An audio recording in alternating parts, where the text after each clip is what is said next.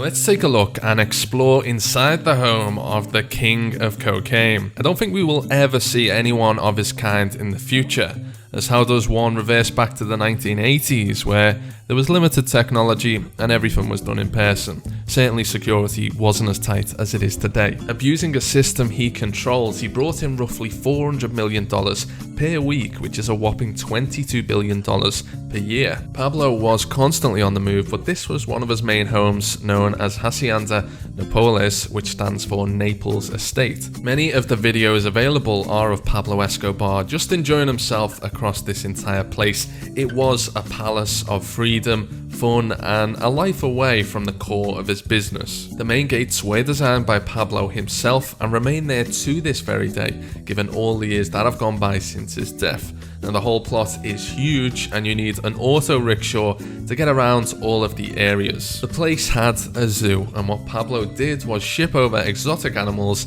to add to it, from zebras to hippos, which funnily enough there are still hippos living there to this day.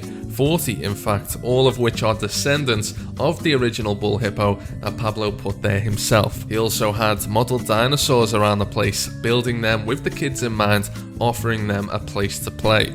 Even though Pablo had this sort of outlook as a bad guy who did kill a lot of people, upwards of 3,000, he was very much a family man, and to the people that he cared for, things really mattered. Another passion of Escobar's was cars, and he had a massive collection of every type of car possible. His car collection, however, was destroyed whilst he was still alive by the rival Cali cartel when they bombed his home in 1988.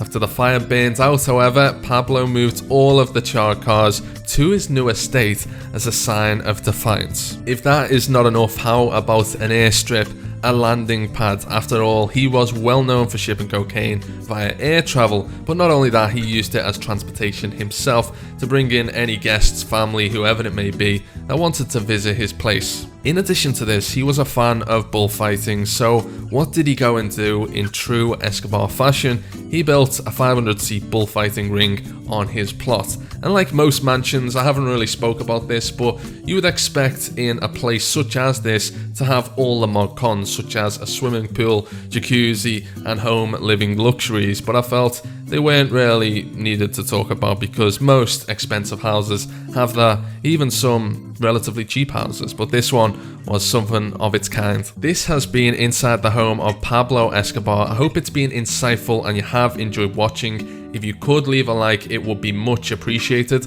If you are wondering what some of the clips were or pictures of sort of a destroyed home, basically nowadays you can actually visit the same site that the plot was. However, it is now it's been taken over. Basically a business bought it, there is a water park, there's a zoo, and it's owned by someone else now, so they've seen an opportunity to pick up Pablo's sort of legacy and actually put a business on that spot, which is kind of smart for them, because anyone who goes to the memorial place to visit and see different parts of the Pablo Escobar ruins and what is left, they end up usually, you know, being part of the business. And I think it's like a $15 entry into that, and there's lots of like reviews on TripAdvisor where people say that like Pablo is just being pushed aside now and the business is taken over, which you don't really blame them. It's the same with Auschwitz, but that's a whole other topic altogether. But the amount of hotels and everything relating to business has opened up besides someone else's misery in the past.